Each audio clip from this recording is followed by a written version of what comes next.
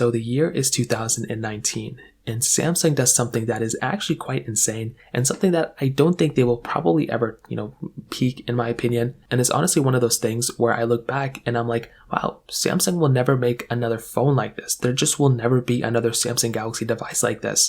And it is the complete entire Samsung Galaxy S10 series of devices. Now, clearly there have been better phones since the Galaxy S10. Phones have gotten better battery life, have gotten better looking, have gotten better displays, better performance, everything has been better. But when you look at something like the Samsung Galaxy S10, for that phone being announced and released at that time, and for what that phone brought, after that moment, it's actually insane how good of a job Samsung did with the Galaxy S10. And even now in 2023, what is that, like 4 years after this phone's been announced and released and been, made, it's been actually outdated with software now at this point. It is mind-blowing how good of a phone Samsung made at that time and how great this phone is still kind of holding up. On the outside, that display was a big jump from the Galaxy S9, and I don't think we've seen a big jump since then until they remove that dynamic, island, or not dynamic island, the hole punch display. I really don't think there's going to be that big of a jump, until that happens. You had a fingerprint sensor in the display. You had one of the best displays for sure that I'm still so happy to look at. You have a USB-C port on the bottom, which is amazing, with the headphone jack and micro SD card slot. This was the last Samsung phone to have all three of those characteristics. Since then, we've had some that have micro SD card slots.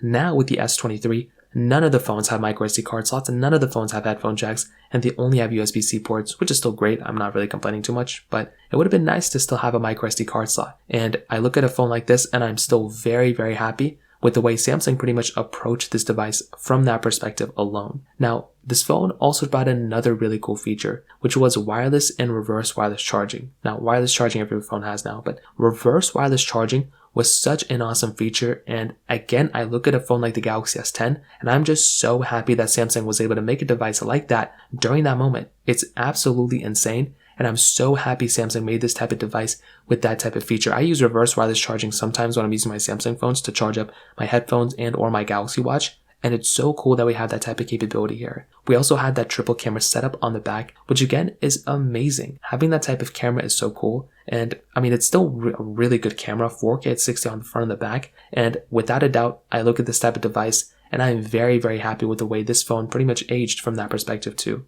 So overall, I'm a big fan of the Galaxy S10, and I really don't think there's going to be another time where Samsung pretty much makes a phone like this, probably in the future. So I'd love to hear your thoughts about this. Let me know in the comment section below. Hit the like button, that would mean so much, but definitely hit that subscribe button. More importantly than everything else, I love every single one of you guys. Hopefully I'll catch you guys in the next video. Peace out till then.